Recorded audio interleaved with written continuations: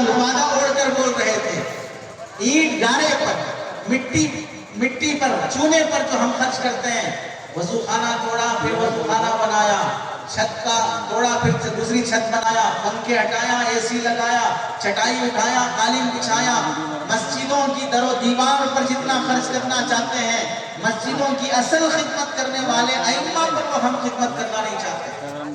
یاد رکھو ان ائمہ کی خدمت دراصل علم کی خدمت ہے، ان ائمہ کی قدر دراصل دین کی قدر ہے، مسجد کی حفاظت، مسجد کی خدمت دراصل ان علماء کی دعائیں لینے میں ہے۔ امام ابو زرعہ رحمت اللہ علیہ پہلے آسمان پر فرشتوں کی امامت کرا رہے ہیں، کسی نے خواب میں دیکھا، پوچھا حضرت آپ کو اتنا بڑا مقام اللہ نے فرشتوں کا امام بنا دیا؟ تو امام ابو زرعہ نے کیا فرمایا؟ رسول اللہ نے حدیث فرمائی، من صلی علیہ صلاۃ صلی اللہ علیہ بہا عشرا، جو ایک بار اللہ کے رسول پر درود بھیجے گا اللہ اس پر 10 بار درود بھیجیں گے۔ میں نے اپنی زندگی میں اپنے ہاتھوں سے 10 لاکھ حدیثیں لکھی ہیں، 10 لاکھ حدیثیں لکھی ہیں، ہر حدیث پر میں نے درود پڑھا ہے۔ ان درودوں کی برکت سے اللہ نے مجھے یہ مقام دیا، پہلے آسمان کے فرشتوں کا اللہ نے امامت کا منصب نصیب کیا۔ یہ جو عزت ہے اللہ کے نزدیک، یہ اس علم دین کی خدمت کی برکت ہے۔ اب جو ان کی خدمت اور قدر کر لے گا اس کی بھی اللہ کے نزدیک عزت اور قدر بڑھ جائے، اس کا بھی مقام و مرتبہ بڑھ جائے گا۔ اس لیے نصیحت ہے، خیر خواہی کی درخواست ہے، علماء کے خادم بنے، محبت کرنے والے عاشق بنے، ان کی سننے والے بنے، ان کی نسلوں کی خدمت کرنے کو اپنی سعادت سمجھیں۔ منت بنے کہ خدمت سلطان ہمیں کنی، منت سناش کے خدمت بداشتت، احسان نہ سمجھو کہ تم ان علماء کی خدمت کر رہے ہو، بلکہ احسان مند بنے رہو۔ اللہ نے تمہیں توفیق بخشی ہے کہ رسول اللہ کے وارثوں کی خدمت نصیب ہو۔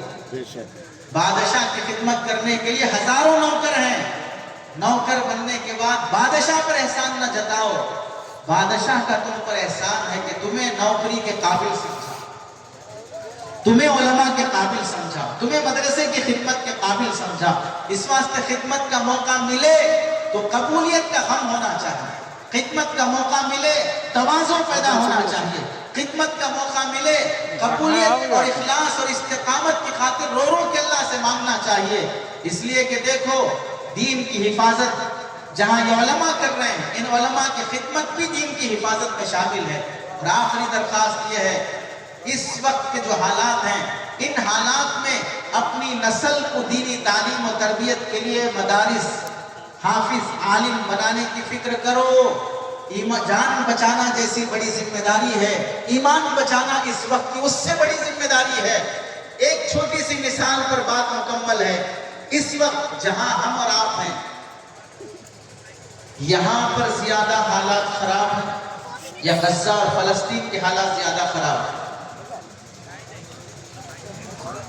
یہاں کھانے کو کھانا نہیں ہے، رہنے کو گھر نہیں ہے، چین کی نیند نہیں آ رہی ہے، یہاں پر پہننے کپڑے نہیں ہیں، یہاں اپنے پریوار اور خاندان ساتھ میں نہیں ہے۔ 4 سال سے غزہ اور فلسطین کے حالات اپنے شہید ہو گئے، کندھے ہزاروں جنازے اٹھا چکے، 5 فرض نمازوں کے ساتھ 6ٹھی فرض جنازے کی بھی ان پر کئی سالوں تک فرض رہی۔ ہر نماز میں کوئی جنازہ، پہننے کے کپڑے جیسے کم پڑ گئے، پہنانے کے لیے کفن بھی کم پڑ گئے، کئی بچے یتیم، کئی خواتین بیوہ، کئی بوڑھے ماں باپ اپنے بچوں سے بے سہارا بن گئے۔ اس کے باوجود بھی آج بھی غزہ اور فلسطین کی تاریخ آسمان کے فرشتوں نے وہ لکھی ہے، ایک لڑکی نے بھی بے حیائی والا کام نہیں کیا۔ کبھی کسی غزہ اور فلسطین کی لڑکی نے یہ کہا ہو کہ ہم تنگ آ گئے مسلمان ہونے کی وجہ سے، جو تکلیفیں ہم نے جھیلی ہیں، اب میں نعوذ باللہ یہودی بن جاتی ہوں، عیسائی بن جاتی ہوں، یہودیوں کے ساتھ میں شادی کر کے سکون کی زندگی جی لوں گی، ایمان کا کبھی کسی خاتون نے سودا نہیں کیا۔ آج کتنی مسلمان بیٹیاں غیروں کے ساتھ جانے کے واقعات، کتنی مسلمان لڑکیاں غیروں کے عشق میں مبتلا ہو کر حرام نسل جنم دے رہی ہیں، حرام بستر گرم کر رہی ہیں، کتنی بیٹیوں کے ساتھ یہ واقعات پیش آ رہی ہیں۔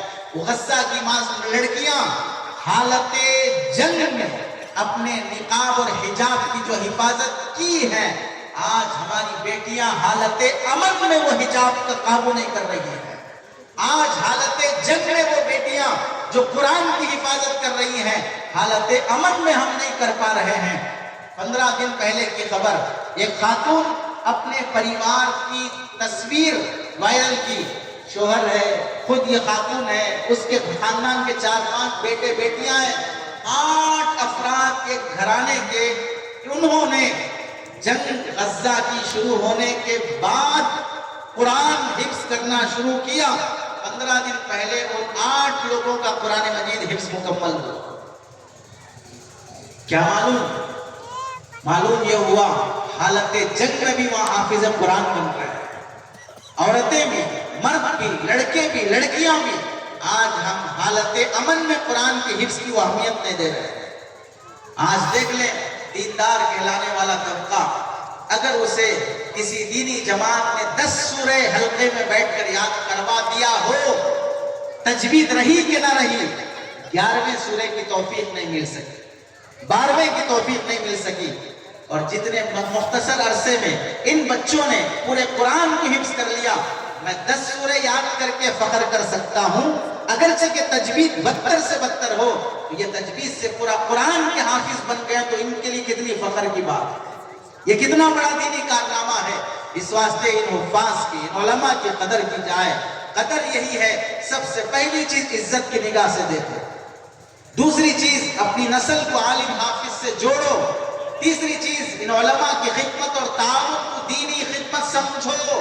احسان نہیں، جو مال ہمارا ان کی خدمت میں لگ گیا، مدرسے کی تعمیر ترقی میں لگ گیا، حفاظت میں لگ گیا، وہ اللہ کے نزدیک ہماری نجات کا ذریعہ بن سکتا ہے، بمقابل اس مال کے جو ہمارے شادیوں پہ خرچ ہو رہا ہے، ہمارے گھروں پر، ہمارے پینشنوں پر، ہمارے نکاح شادی بیاہ پر، جوڑا جہیز پر جو خرچ ہو رہا ہے، اس سے لاکھ درجے وہ مال جو ان علماء اور مدارس پر خرچ ہوگا، وہ زیادہ ہماری نجات کا ذریعہ بن سکتا ہے۔ اس واسطے اپنی نسل کو علماء سے جوڑو، ان کی خدمتوں میں لاؤ، ان کی عظمت اپنی نسل کے دل میں بٹھاؤ۔ بچوں کے سامنے کبھی کسی عالم کی توہین تحقیر والی بات نہ کرو، اپنے امام کی ایسی قدر کرو کہ ہماری اولاد کے دعائیں مانگے، اے اللہ مجھے ہمارے امام کو جو عزت مل رہی ہے وہ عزت مجھے نصیب فرما، یہ دعا ہماری اولاد مانگے۔ اتنی عزت اپنی اولاد کے سامنے ائمہ اکرام کی کرو، تب جا کر ان علماء کے جب سجدے ہوں گے، تہجد میں جب ہاتھ اٹھیں گے، تو پھر ان کی آنسوؤں میں تمہارے نام آئیں گے۔ اللہ تعالیٰ پتہ نہیں 7 نسلوں کی ہدایت کے فیصلے فرما۔